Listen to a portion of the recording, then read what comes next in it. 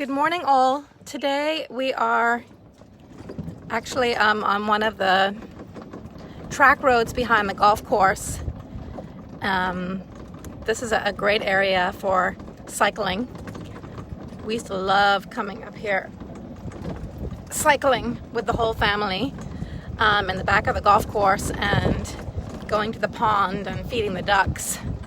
I've heard from someone who lives in the back here that a few coots have returned to the pond, which is promising.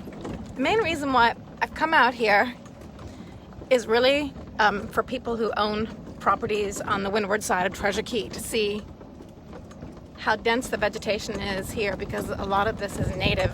It's really green. You can see it's completely come back. And I'm urging all Windward Beach and Windward Side property owners to plant native trees and palms, lignum vitae, sea grape, silver buttonwood, things that do well near the sea. I mean, my mom in Nassau has a cherry tree, Bahamian cherry tree that grows near the sea. So, as you can see here, Mother Nature does come back very, very quickly. It is green and lush in the back here.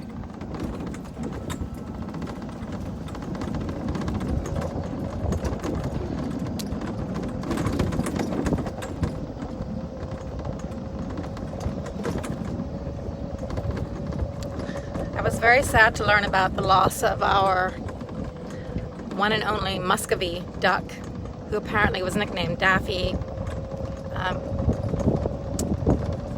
She passed away in Dorian.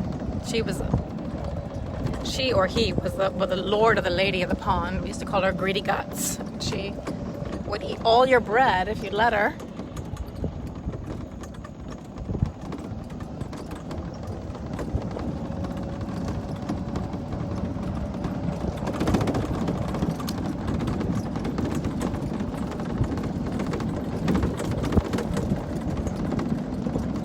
I think after this weekend, this area is going to be looking even more lush. We're supposed to be having rain and a cold front blowing in tonight.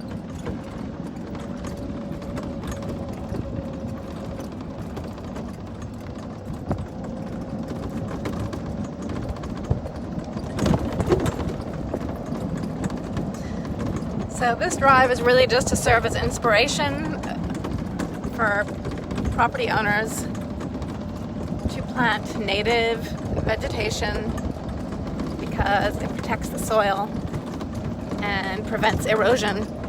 So it's to your benefit as well as the benefit of the Treasure Key community in general.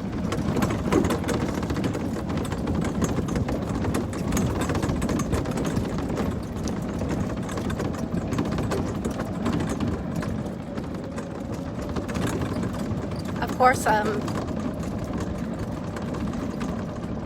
environment is all important, and I just posted on Treasure Key Property Services Facebook page a link to a summary of the environmental impact assessment new legislation. One of the attorneys at Lennox Payton had written up a summary of that new legislation. So please do take a look at that if you're so inclined. Yeah, I see that. So we're actually passing the golf course. This Poinciana survived the storm. Yes, I see the fire engine there.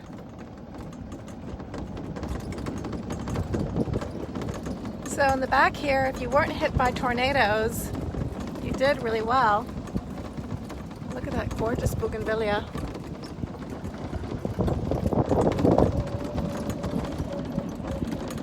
And the gamalame trees. I call them the peeling bark trees. Those always survive. They are native to the Bahamas.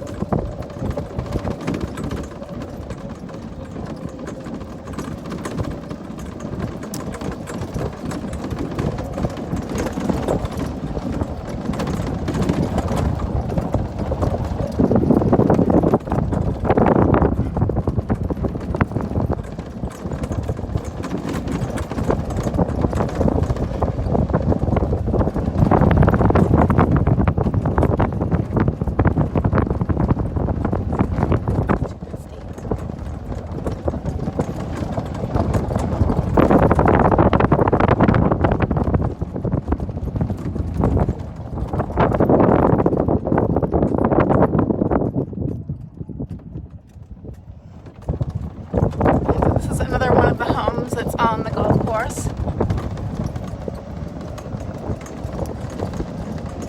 And now we're headed to the pond. I do know that the massive ficus that gave such beautiful shade to the pond is on.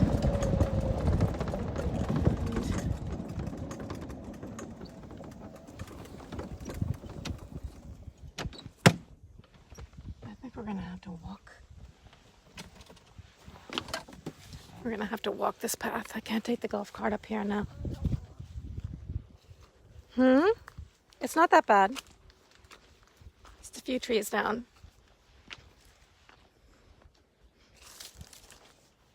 Well, we'll see how far we can get.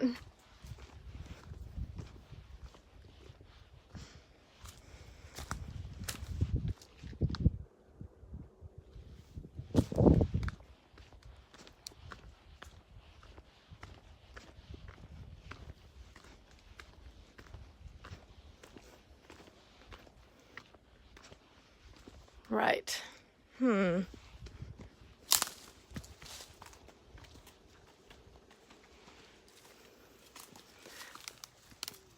This will be easy for you, Ethan, because you can get underneath this branch better than I can.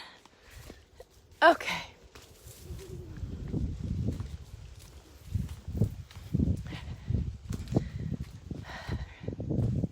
Right, so this is as far as we can go. The pond has actually filled back up nicely, and I can see some ducks out there. Not coots, but actual ducks. Right there on the branch.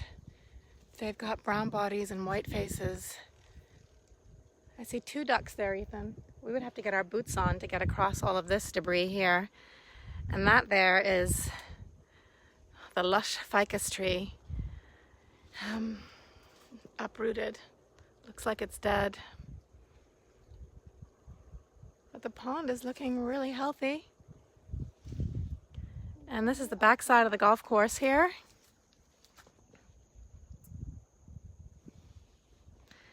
All right, I'll leave you with that. And tomorrow we're headed to Crown Haven to Diwali to get some delicious homemade cracked lobster, cracked conch, and homemade French fries. And I'll try to do some live video for that.